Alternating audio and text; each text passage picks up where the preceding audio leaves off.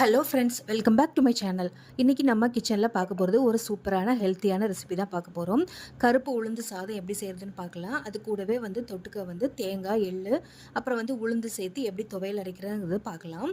இது ரொம்ப ஹெல்த்தியான ஒரு ரெசிபி. உங்ககிட்ட கருப்பு உளுந்து இல்லை அப்படின்னா அதுக்கு பதிலாக நீங்கள் வெள்ளை உளுந்து கூட சேர்த்துக்கலாம். ஆனால் வெள்ளை உளுந்தை விட தோல் இருக்கிற கருப்பு உளுந்து தான் உங்களுக்கு உடம்புக்கு ரொம்ப நல்லது. அதனால் கண்டிப்பாக அதில் ட்ரை பண்ணி பாருங்கள். இது வாரத்தில் ஒரு நாள் செஞ்சு கண்டிப்பாக சாப்பிடுங்க, பசங்களுக்குமே கொடுங்க. வீடியோக்குள்ளே போகிறதுக்கு முன்னாடி என்னோட சேனலை சப்ஸ்கிரைப் பண்ணாதவங்க மறக்காமல் சப்ஸ்கிரைப் பண்ணிக்கோங்க. பக்கத்தில் இருக்க ஆல்ற ஆப்ஷனில் கிளிக் பண்ணிக்கோங்க. அப்போ தான் நான் போடுற வீடியோ உங்களுக்கு உடனுக்குடன் வரும். வாங்க இப்போது ஃபஸ்ட்டு உளுந்து சாதம் எப்படி செய்யறதுன்னு பார்க்கலாம்.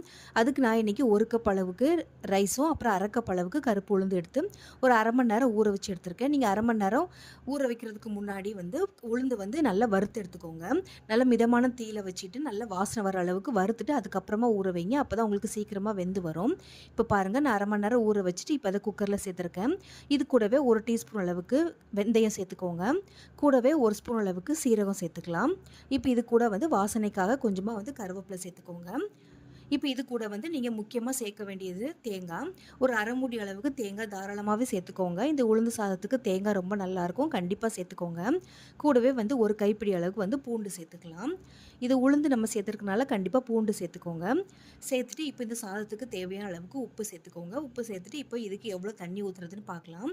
நான் இன்றைக்கி ஒரு கப் அளவுக்கு அரிசி அப்புறம் அரை கப் அளவுக்கு உளுந்து எடுத்திருக்கேன். நான் இன்றைக்கி இந்த கப்பில் தான் நான் அளந்து எடுத்திருக்கேன். அதனால் ஒரு கப் இதே அளவில் 4 கப் அளவுக்கு தண்ணி சேர்த்துருக்கேன். நம்ம இன்றைக்கி சாதமாக செய்ய போகிறதுனால 4 கப்பு கரெக்டாக இருக்கும். நீங்கள் இதே கஞ்சி மாதிரி செய்கிறதா இருந்தால் எக்ஸ்ட்ரா ஒரு 1லேருந்து 1.5 கப் அளவுக்கு தண்ணி சேர்த்துக்கோங்க. நான் இன்றைக்கி 4 கப் அளவுக்கு சேர்த்துருக்கேன். இது கரெக்டாக உங்களுக்கு வெந்து வரும். இப்போ பாருங்கள், தண்ணி நல்லா சேர்த்தாச்சு. இப்போ நல்லா கலந்து விட்டுடலாம். இப்போ ஒரு வாட்டி இந்த மாதிரி கலந்து விட்டுட்டு லைட்டாக கொதி வரும்போது நம்ம இதை மூடி போட்டு வேக விட்டுடலாம்.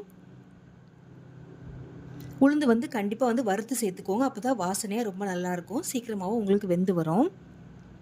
இப்போ லாஸ்ட்டாக இது குக்கரை மூடி போடுறதுக்கு முன்னாடி ஒரு குழிக்கரண்டி அளவுக்கு நல்லெண்ணெய் சேர்த்துக்கோங்க. வேறு எந்த எண்ணெயும் சேர்க்காதீங்க, நல்லெண்ணெய் தான் கண்டிப்பாக சேர்க்கணும். சேர்த்துட்டு இது ஒரு வாட்டி கலந்து விட்டுட்டு இப்போ மூடி விட்டுடலாம். இப்போ இதை மூடி விட்டுட்டு நீங்கள் நார்மலாக ரைஸ் எத்தனை விசில் வைப்பீங்களோ அந்த அளவுக்கு நீங்கள் வச்சுக்கோங்க. நான் இன்றைக்கி 3 விசில் அளவுக்கு விட்டுருக்கேன். அதுலேயே நல்ல உதிரி உதிரியாக உங்களுக்கு வெந்து வந்துடும். இப்போ பாருங்கள், நான் ஒரு 3 விசில் விட்டுட்டு எடுத்திருக்கேன். உங்களுக்கு பார்க்கும் போதே தெரியும் நல்லாவே வெந்து வந்திருக்கு. நம்ம இன்றைக்கி வறுத்து சேர்த்ததுனால சீக்கிரமாகவே வெந்துடுச்சு. இது உங்களுக்கு குழைவாக வேணும்னா எக்ஸ்ட்ரா தண்ணி ஊற்றி வேக வச்சுக்கோங்க. அவ்வளோதான். இப்போ நமக்கு உளுந்து சாதம் ரெடி ஆகிடுச்சு. இப்போ இது தொட்டுக்கிறதுக்கு நம்ம துவையல் எப்படி செய்கிறதுன்னு பார்க்கலாம். அதுக்கு ஒரு பேனில் ஒரு 2 ஸ்பூன் அளவுக்கு எண்ணெய் ஊற்றிக்கோங்க. நம்ம தேங்காய் வதக்க போகிறோம், அதுக்கு மட்டும் தேவையான அளவுக்கு ஊற்றிக்கோங்க. இப்போ இதில் ஒரு கப் அளவுக்கு, அதாவது இது 85 கிராம் அளவுள்ள கப்பு, அதில் நான் ஒரு கப் அளவுக்கு உளுந்து எடுத்திருக்கேன். இதில் நீங்கள் வெள்ளை உளுந்துக்கு பதிலாக கருப்பு உளுந்து கூட சேர்த்துக்கலாம், அதுவுமே ரொம்ப நல்லாயிருக்கும். இப்போ இந்த வெள்ளை உளுந்தை நல்லா எண்ணெயில் பொரிஞ்சு வரணும். நல்லா சிம்லேயே வச்சுக்கோங்க, அப்போ தான் தீஞ்சு போகாமல் நல்லா பொரிஞ்சு வரும். இப்போ இது கூட காரத்துக்காக ஒரு 6லேருந்து 7 காஞ்ச மிளகாய், அப்புறம் ஒரு சின்ன நெல்லிக்காய் சைஸில் புளி சேர்த்துக்கோங்க.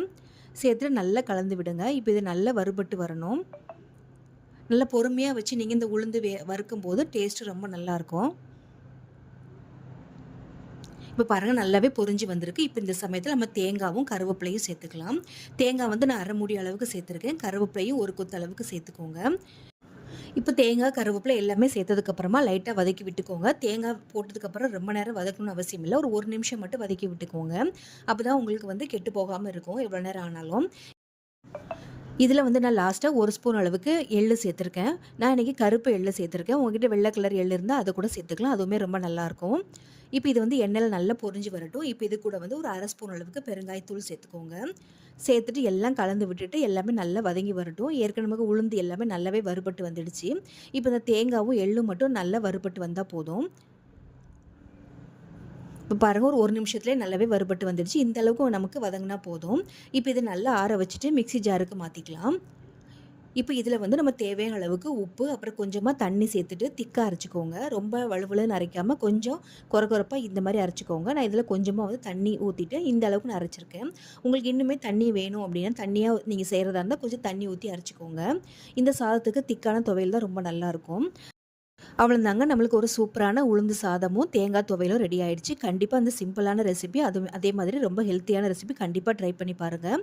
தேங்க்ஸ் ஃபார் வாட்சிங்.